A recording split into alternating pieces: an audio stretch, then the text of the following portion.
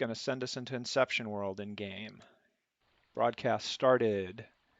YouTube agrees. And wait for the delay. All right, entering Inception. All right, entering Inception. All right, entering Inception. All right, entering Inception. All right, entering Inception. All right, entering Inception. Okay, I'm double broadcasting in game and on world, and now I'm going to switch over to just broadcasting on YouTube. I am just broadcasting on YouTube now. All right, so wouldn't be computer science if we didn't have a start like that. Good, but I understand what's happening a little better today, so I feel better about what's going on. One of your fellow students, something got corrupted in his client, and when he's checking in, that's causing the game to crash. That is a bad design. You shouldn't have a kind of server that's able to crash because of malicious behavior of your client, but nevertheless, it's happening, and so we're trying to get to the bottom of that, but we're going to debug that after class, not right now. The next thing that I would like to talk about is I would like to pray, because holy smokes, I could use it right now. Let's just take a moment and give this time over to our Creator. Father God, thanks for this opportunity to learn. Thank you that you have enabled us to work and walk through this mess with the gifts that you've given us. Thank you that you have given us each gifts to help us get through the mess together.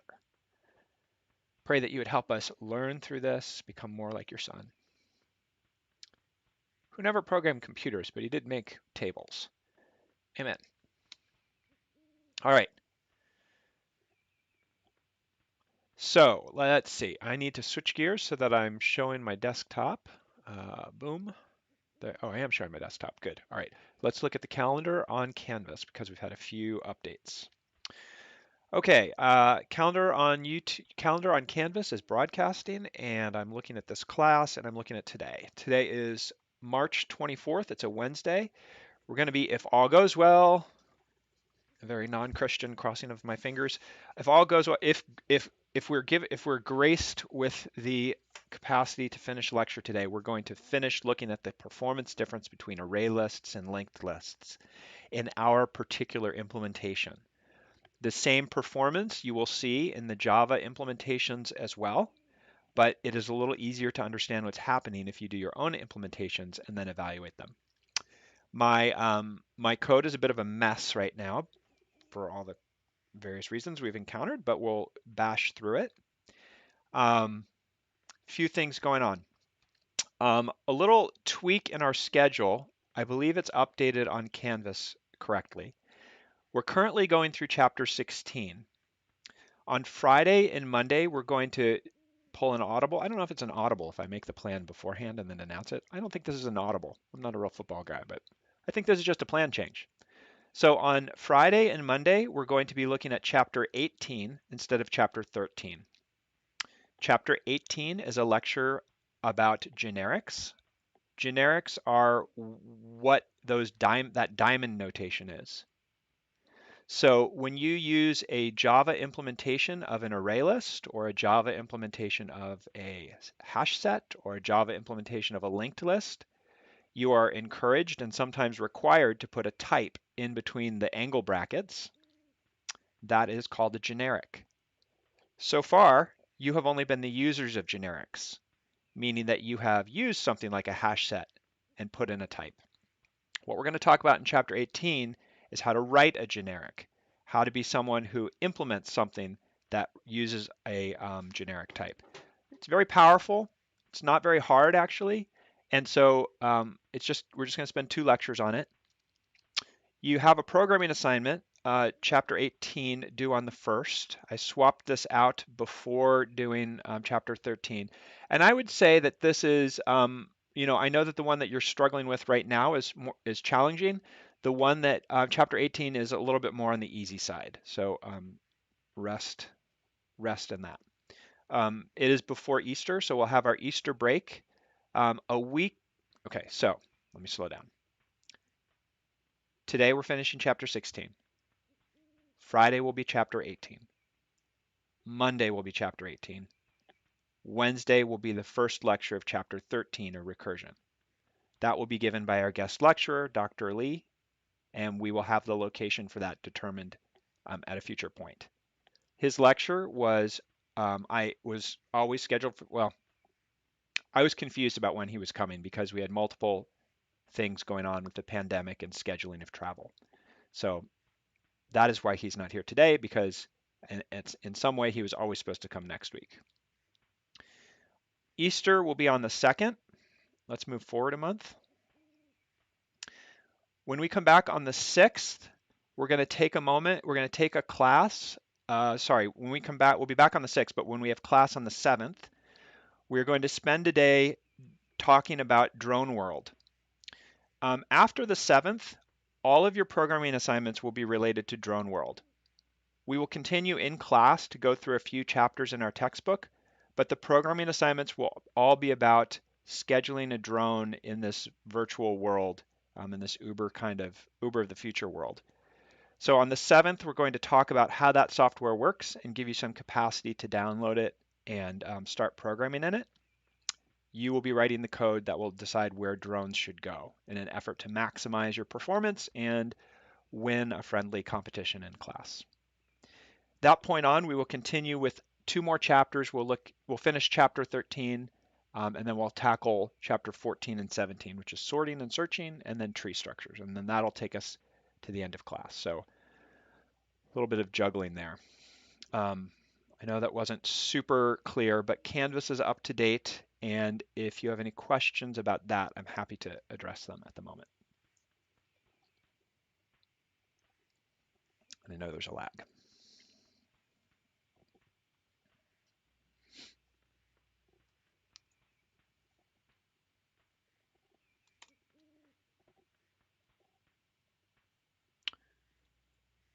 Okay, while you guys are thinking about your question, I'm going to close the calendar, give me a little bit more space, a little more CPU. I'm going to nervously close this Canvas window, and I'm going to just make one comment about the programming assignment that you have going on today, and I'm going to do that with the sketchbook that I think I've ironed out. So I believe I'm broadcasting the sketchbook.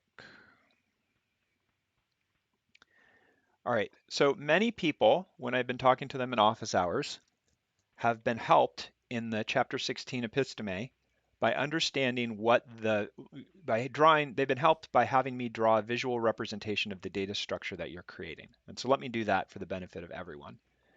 The data structure that you're working on in chapter 16 is the Lisp list data structure. Lisp list. That should be coming through okay. Great. Make mine a little bit bigger. All right. And so what a Lisp list looks like, and just for reference, there's a language called Lisp, a programming language called Lisp, and all of the data structures, and kind of the only data structures in Lisp are formulated on this structure.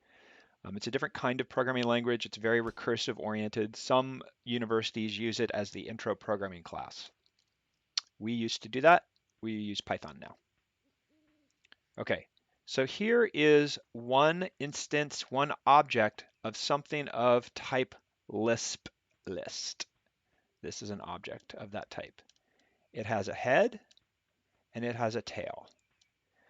As the people that are implementing Lisp list, you will store the data that users of your class want to store using the head variable and using that to reference the data that the user wants to store. The tail will point to another Lisp list object, which also has a head and which also has a tail, which stores the second point of data, and that points to the next object. This is an array, or this is a list, a representation of a list that has 3 elements in it. Actually, I don't think the final one even has this. If I remember my code off the top of my head. Okay. So Lisp, this particular, let's say we have a variable. I was quite fond of using W, so let's say W is a reference to this list. And so you might ask, API programmer might ask w.size. And what your implementation should do is it should return 3 in this case. Now each one of these boxes is something of Lisp list type. But there are two actual implementations of Lisp list. One implementation is non-empty list. I'm doing this by memory, so if I get something slightly off, forgive me. The other one is empty list. So each one of these boxes is one of those two implementations, and but by design, the way it's supposed to work is the last one in the list is empty list, and all these other ones are non-empty lists.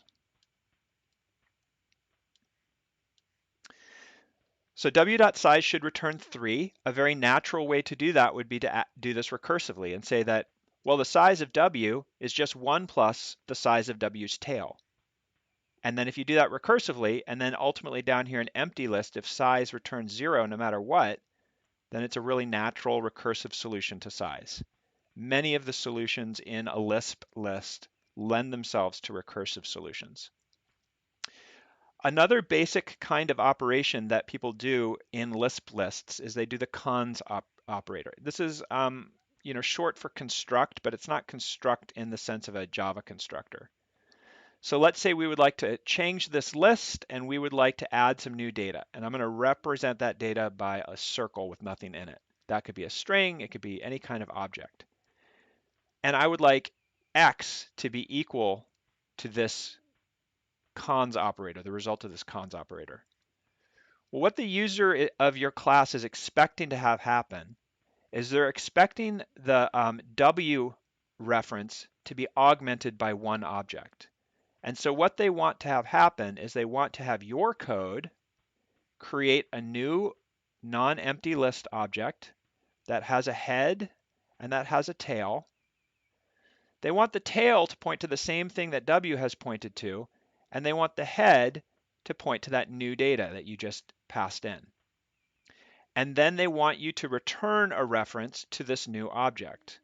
So that at the end of that line of code, X will point to this object. And so this is a way of extending your list. It's kind of like saying add first, if you think about this in the list behavior. So that's the gist of the visual representation. Hopefully that will help a little bit.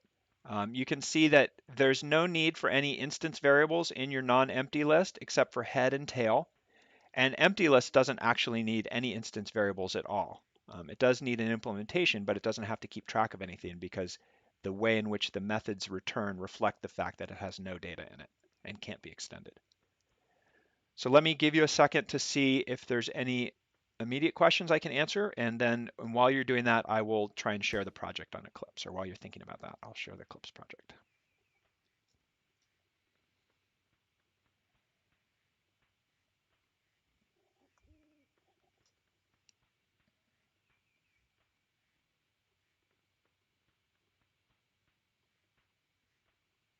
So Ben Furtenberg, if you're listening out there, you can still join Saros. That's a different enterprise. Okay, sharing that project. Oh shoot. I don't know. Oh, incoming. That's why it was a problem. Okay, hopefully that'll work. Oh wow, some of you that was really fast for some of you. How did that happen so quickly? And then other times it's such a disaster. Huh. Wow. Okay, well that's good. All right.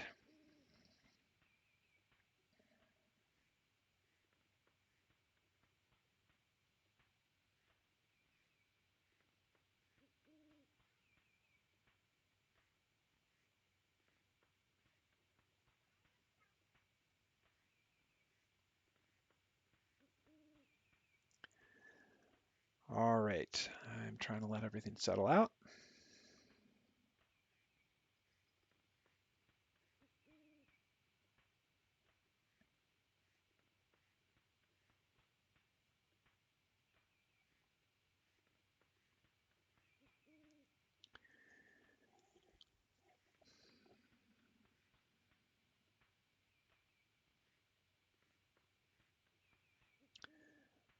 Okay.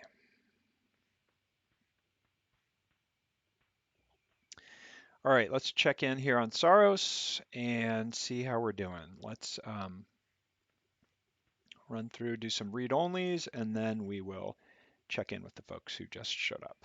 Thomas, read-only. Trent, read-only. Sam, read-only. Ooh, why'd my window change size? That's no good. Morgan, read-only. Dee Dee, read-only. Landon, read-only. Frank, read-only. Faith, I'm going to wait a second. Ethan, read-only. Ethan, read-only. Ben, read-only. All right, I'm going to add Adeline, add Ben Fernberg, add Josh, add Matthew. And now Frank, or Faith, I'm going to tell you, send you, oh, jumping around, I'm going to send you to read-only. Oh, Faith, you must be on campus.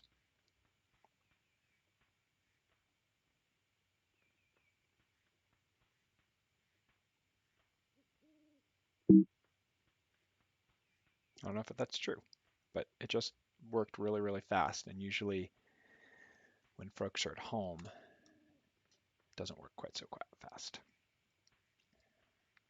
Or off campus, whether they're at home or not.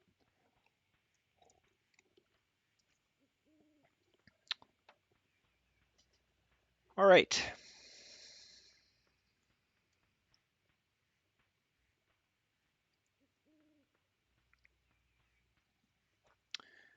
Okay, actually that was remarkably smooth. We'll try Matthew one more time. That's a little bit of grace. I'm grateful for that. That is one of those things to be grateful for. That was good. Okay. All right. So what I want to do is I want to finish implementing our linked list, which is causing us so much struggle. I guess that's not causing us struggle, but we're having kind of other struggles along the way. So what we're trying to do is we're trying to implement a cursor for our linked list. And we are creating an internal class that's going to keep track of this cursor. And when we create it, we're going to have the constructor initialize the instance variables to some basic things that are, initialized. So null, null, and false. And what we want to do is each time that the user calls our linked list iterator, we want to step down. We want to step through our list, and we want to return the item that our iterator has stepped over. So this is like putting a little like weird surveillance spider or something on our list that's going to do the work of walking down our list one at a time. Okay, so we said that the way it's going to, let's start with the next element. Our next element is going to say, if there isn't a next, if we're at the end of our list, we're going to throw an exception. If there is a next item, then we're going to update our instance variables so we're moving forward. So the element in our list that keeps track of our previous spot is going to be where our cursor currently is. We're going to indicate that we're in the process of stepping over something. So we're going to say is after next equals true. If position equals null, I'm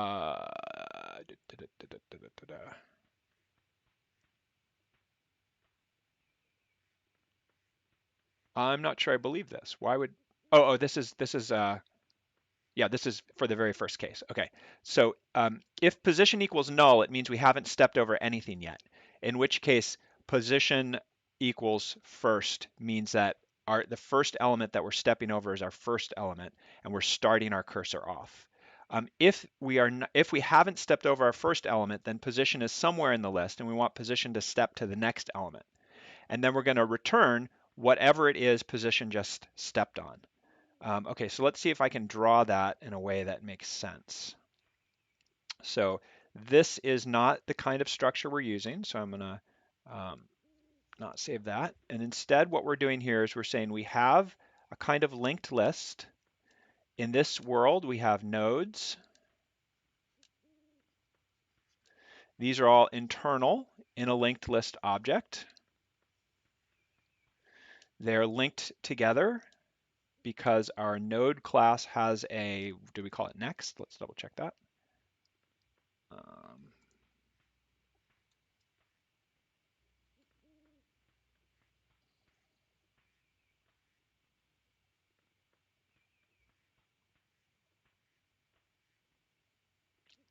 we have next and we have previous listed, but we haven't done anything with that. All right, so our next node, each node has a little reference that's next and it points to another node. And then at some point here, this ends up being null because it's the end.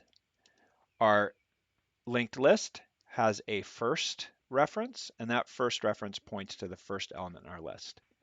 So when we create an iterator, we're creating a separate object that has, for example, we're using position and previous. And so when we start, both position and previous equals to null. When someone calls next for the first time, we're going to update it so that, oh, I should have drawn them in the other order. Let's see.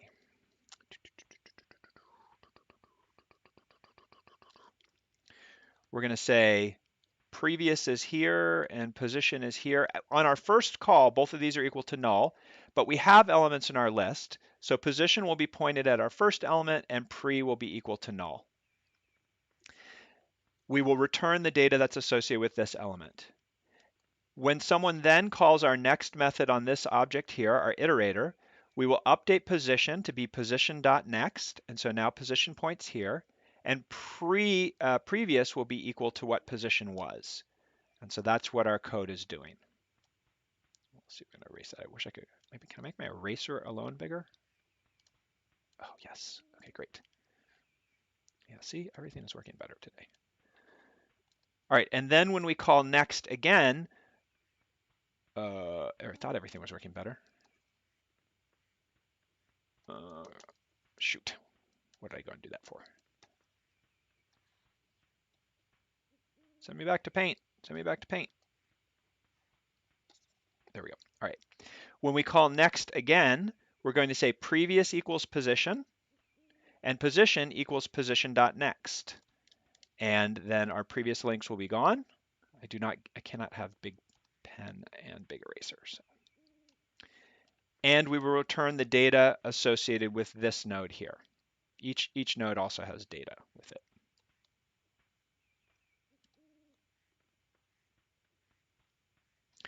And so our iterator is then, we'll keep going to here, and then previous will end up being here. And then at some point, position will end up being null. We'll get to the end, and there will be no other elements. And if we end up trying to do that, we'll throw no such element exception. So that's what our iterator is doing. Has next, there's next, we return our data. And then finally, if we want to add something, we need to do a little bit of work to add something to this component. And let's see if I can do that well. Okay.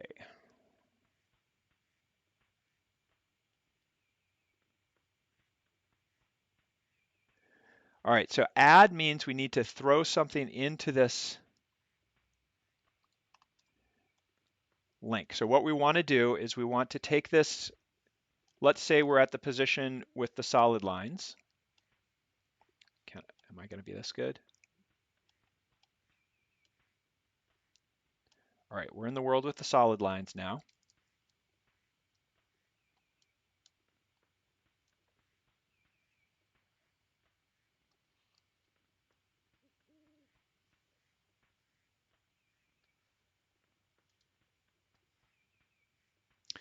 And we want to add a new element. And so the place where we want to add a new element is in between this element and in between this element. And so what we're going to need to do is we're going to need to create a new node. We're going to have to patch in next here. We want next here to patch into here. That's going to cause this to break away. And we'll have a new data element in here. And we will have extended the size of the list by 1 by using our iterator to add something. So that's where we're heading. That's what we're trying to do. And let's see if we can pull that off. All right, so the first thing is if we have an empty list or we're in the first position. So these are all the different cases that our iterator could be in. So if previous equals null, that means we're at the very beginning. And so all we need to do is use the add first method associated with our linked list and pass it element and make sure we use the correct double equals. And then we just have to make sure that our previous element is now equal to the first element because we've added something. So we just need to make sure our iterator reflects the fact that we added something before where we were before. All right, if we are not there, if that is the case where we're at the beginning.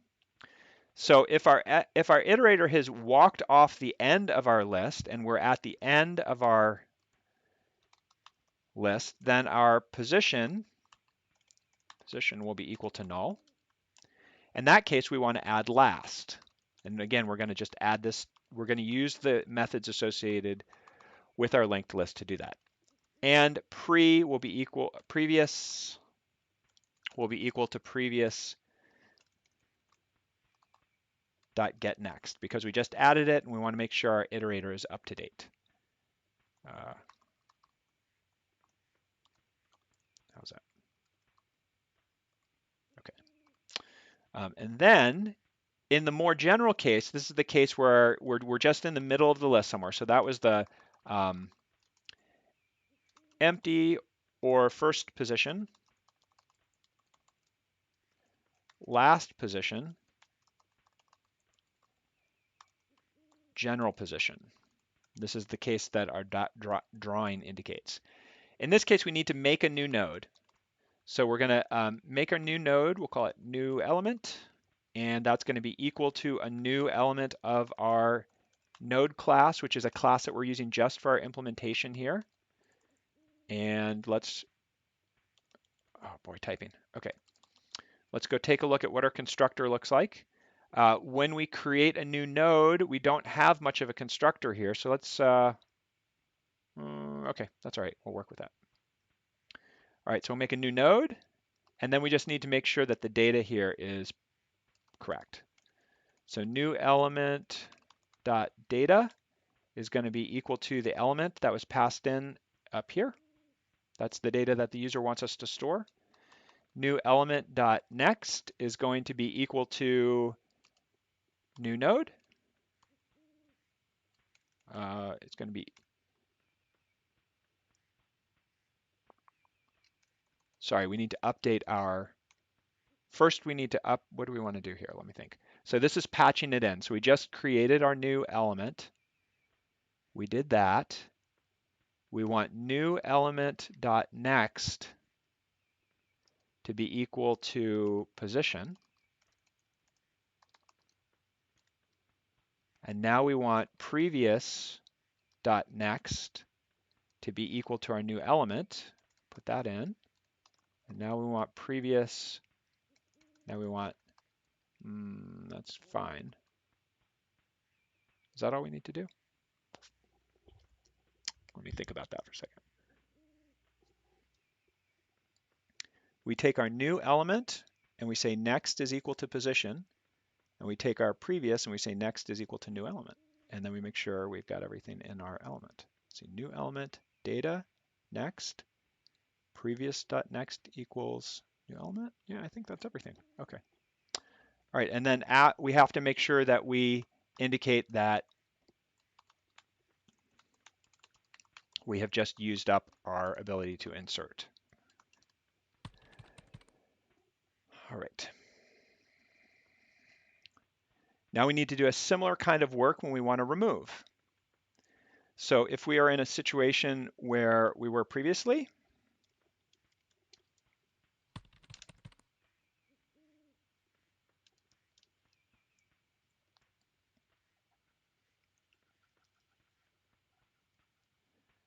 and we want to remove an element, then we're going to have to bypass that element in this way so that our link removes this particular element right here.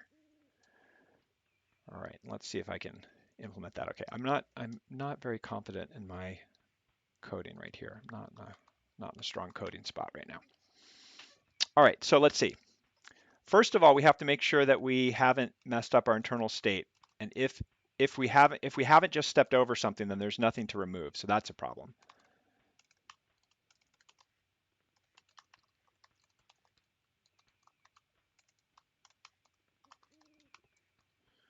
All right, so that's the first thing to do.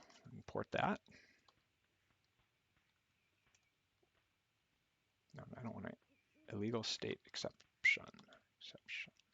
Okay. All right. Then we need to store the data that we want to that we're about to remove because we're going to return it.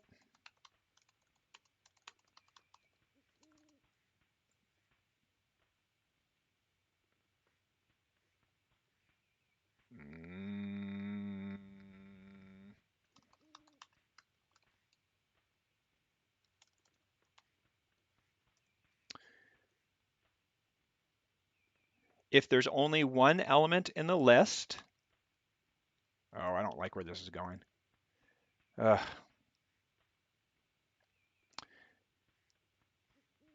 This is just taking too long, and I'm not getting to the point that I want to communicate.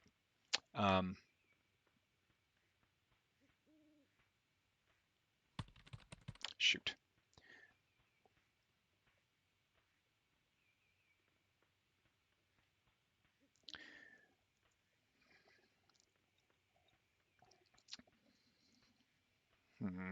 Okay. Hang on a second. I'm going to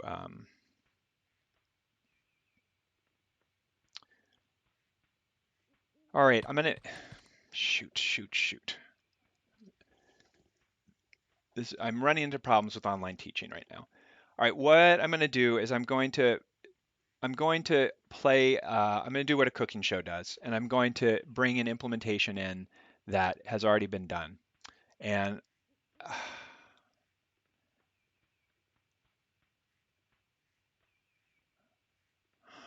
I'm worried about doing this. Okay.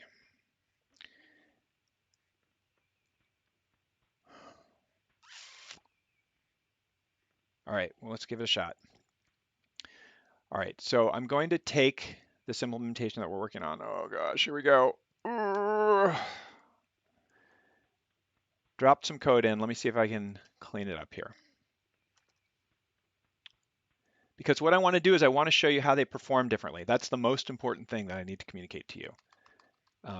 You can study the implementation to understand what's happening, but understanding the speed of it is what's confusing. Okay, let's just scroll through this with me. I'll talk out loud, try and work through the implementation. So our linked list has a first and a last node. So in our diagram, oh, are we looking at the same thing? Yeah, has a first and a last node. All right, so what that means is we are going to what I just dropped in is going to be a doubly linked list. So there's going to be a first and a last, and the last is going to be pointing to the last element, and each one of these is also going to have a previous as well. That's going to make our ability to remove and add stuff work a little bit faster. And then our previous will go to null here. All right, so that first and last instance variables are referenced here on lines 11 and 12.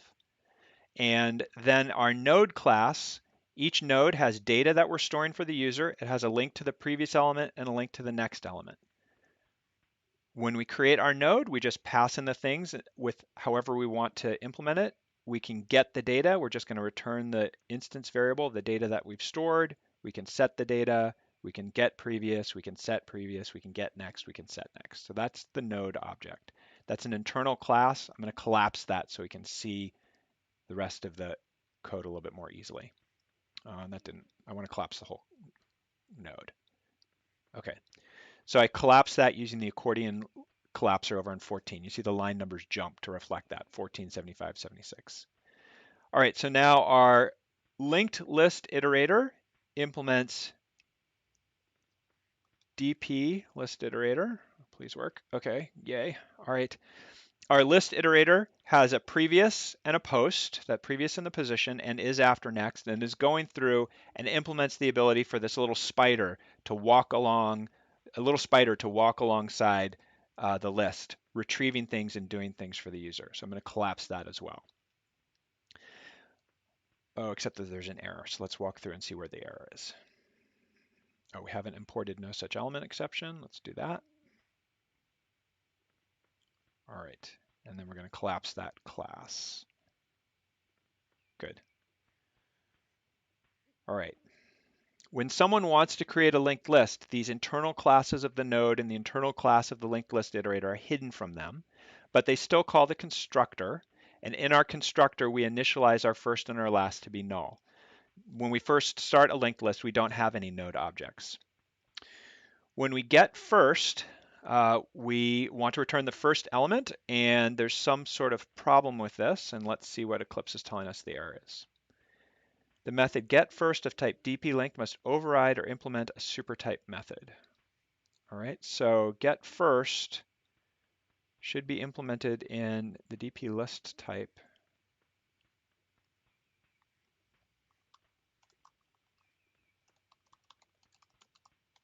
It's complaining that there is a override there and there's nothing to override. Okay, great. Oh, that was good. Glad that worked. All right, so if our linked list class, not our iterator, not our node, but if our linked list class is asked by a user to return the first element, we're going to make sure that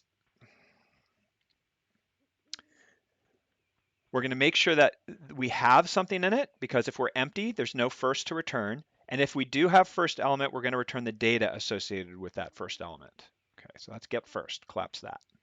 No, no.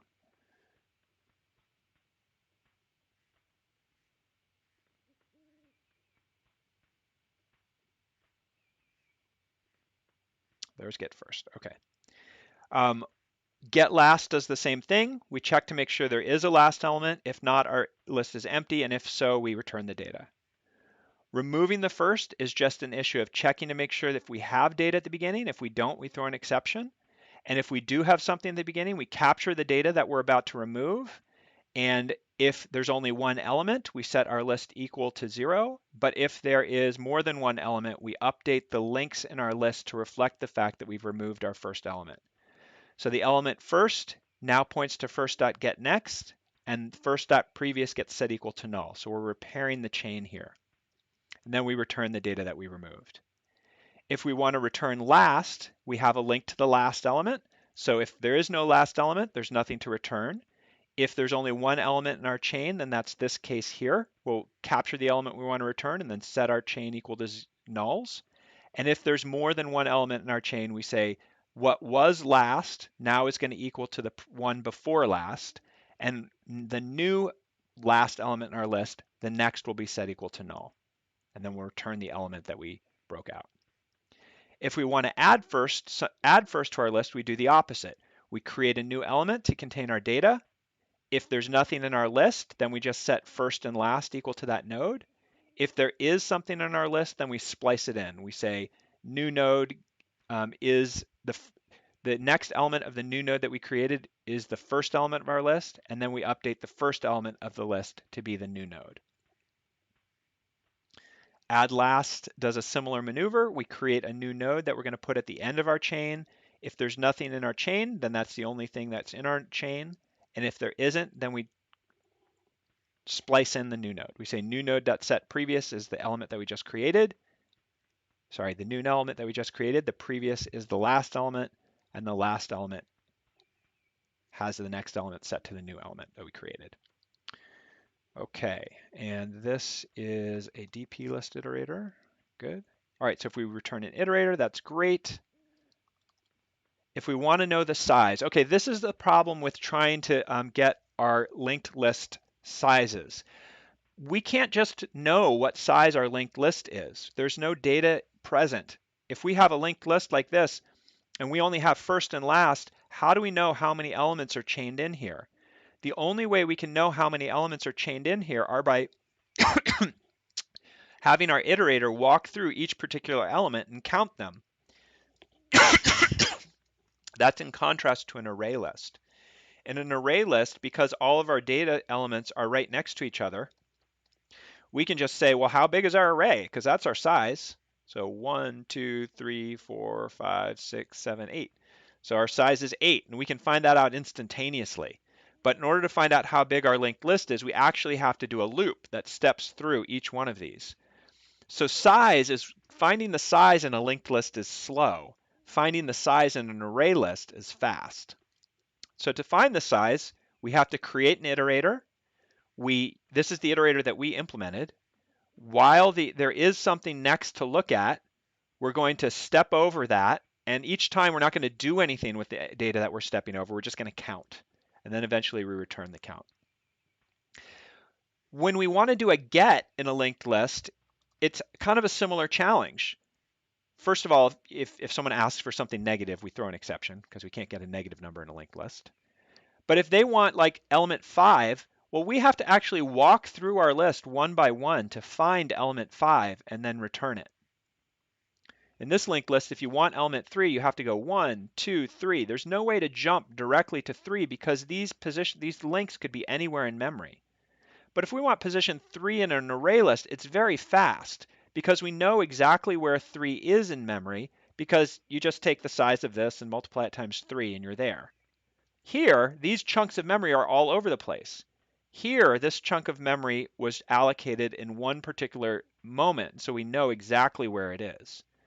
It's the strength and the weakness because inserting something into an array list takes a lot of time because you have to shift all this stuff down by one. But inserting something into a linked list is very fast because you just splice it in. So there's advantages and disadvantages to both of them, which is where I'm going on this. So to get something in a linked list, we have to walk down each particular element, counting one by one, getting the data at each particular point, and if we get to the index that we're interested in, then we stop and we return the element that we found. But we can't do that until we get there. All right, so let me save that. Great. Let me stop for a second and see what kind of questions I can answer before we try and take a look at the timing test, which is a little bit of a mess too.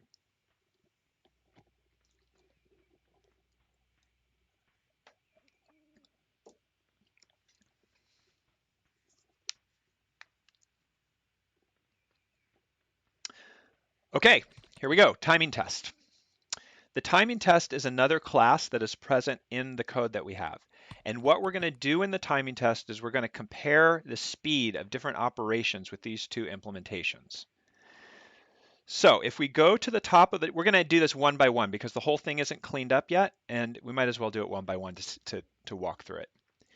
So it's implemented as a JUnit test, but there's actually no assertions here, so it's just a chunk of code we're running. The method is called test, and what we do at the beginning is we set up some experimental parameters because what this is an experiment. We're going to do a little computer science research. This is this kind of thing that we do for real computer science research. We're going to use, as an API programmer, a list to keep track of a bunch. This is the Java version. Okay, we're just using this to help us run our experiment. The Java version of our array list, and to it, we're going to add 3 different lengths of arrays. We're going to do an experiment on an array of length 10,000, 20,000, and 30,000. And we're going to have a second list consisting of long integers, which are going to be the times for different experiments. So the first thing that we're going to do is we're going to output to our console the lengths of the,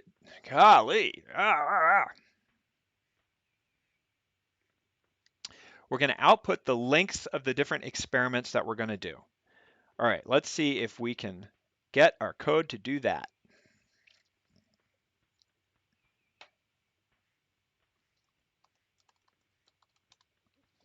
All right, I commented out all the busted code, and you can see that we're not actually using the times yet, but we're going to run this as JUnit test.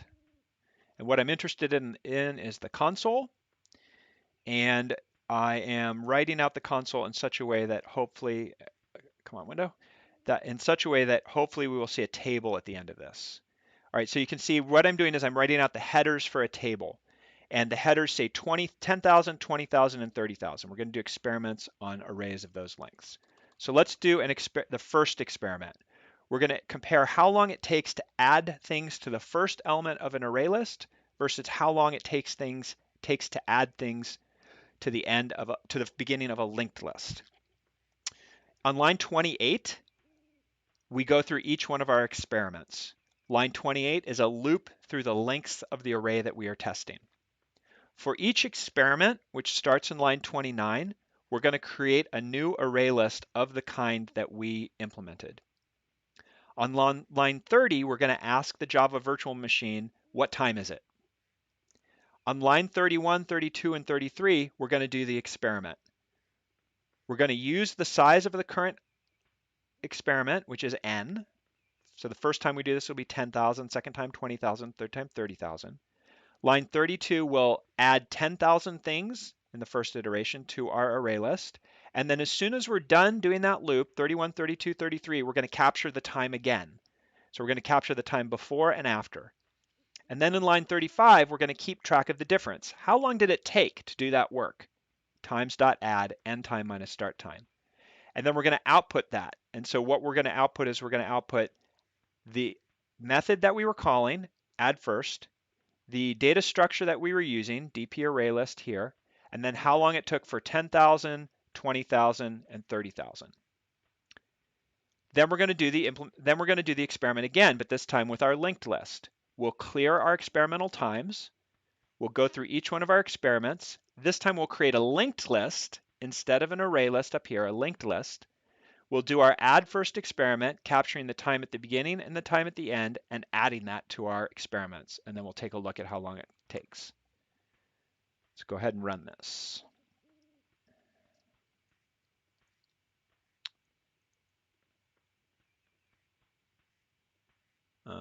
No such element. That's no good. I got an error. No such element exception. Let's dig into that and see why we got a bug. Greater than current size. So somewhere in here we tried to set data that was too big. Add first. So something about our DP array list didn't work. We tried to add first over and over again, and it failed. So we have a bug in our code, which is unexpected. Okay, well, let's roll with it. We know that something's going wrong in our array list because we got a bug that said that we tried to,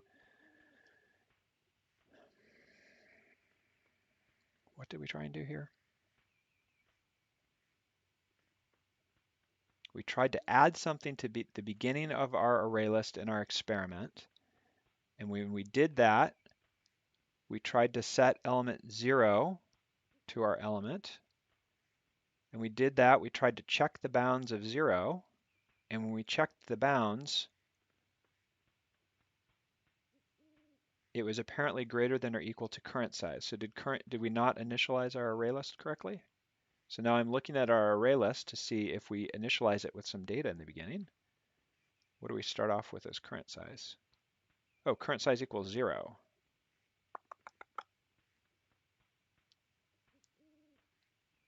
So when I set first, okay, I'm going back.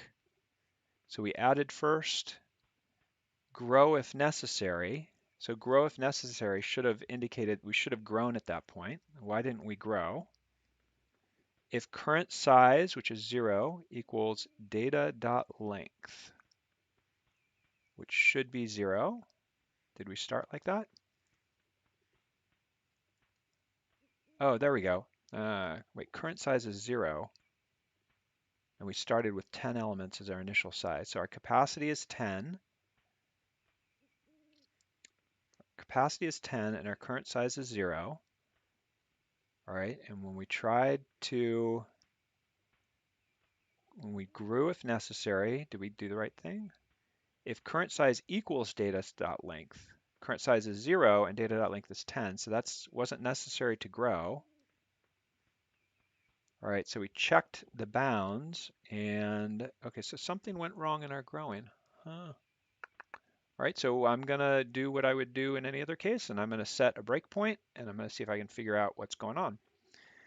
And you'll see us do this live. All right, so where was our bug? All right, so here's our timing test. This is when we're running our array list, and what I'm gonna do is I'm gonna see if I can figure out at what point in the list it actually errors out. So I'm gonna put in a check here to print out I,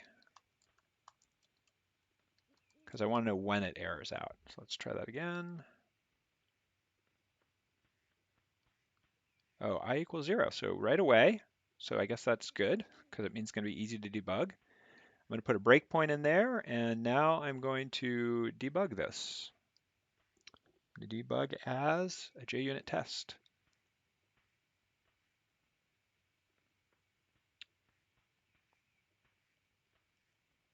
We're not getting anywhere. Well, this is what it's really like. Okay, so here is our, man, we're out of time. I cannot believe it. We are out of time.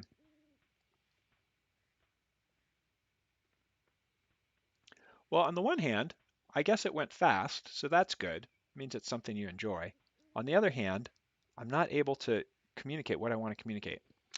Okay, and we need to get into generic. So what I'm going to do is I'm going to try and I'm going to debug this, and I'm going to record like a little 5-minute YouTube video once I get everything debugged and explain why the different operations take different amounts of time, and we're just going to have to do it asynchronously because that's the way the technology is supporting us. Okay, so that's it. That's how we roll. I will get some information to you on Slack about that video, and I will update the code for you when I can. I will see you soon. Pandemic. Thank you.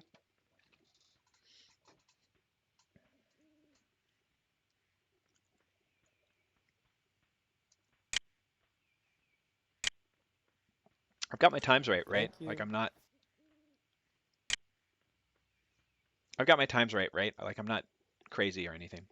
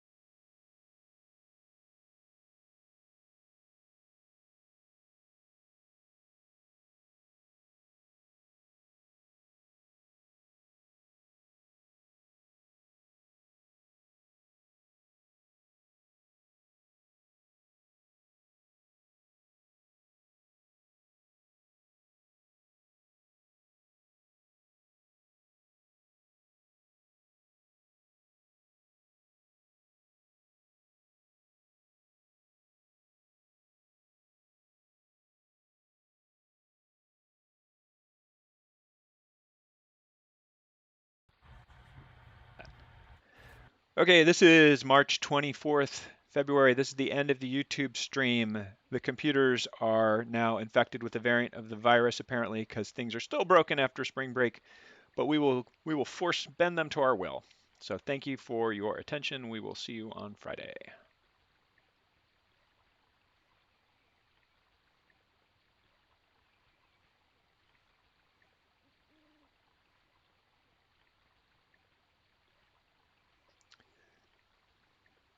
All right, the stream is stopped.